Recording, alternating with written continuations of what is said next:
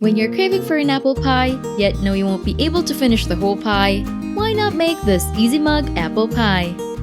The street in a mug will definitely satisfy your craving, and making it wouldn't take much of your time.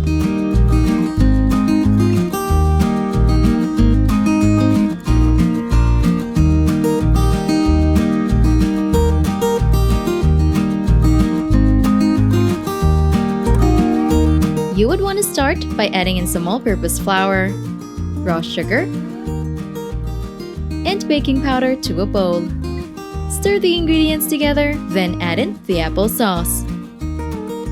Mix until wet before pouring in the milk and adding in the diced apples. Continue mixing the ingredients, then transfer it into a mug. Now put it in the microwave and cook on high setting for 1 minute.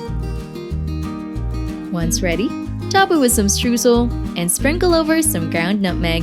Serve and enjoy!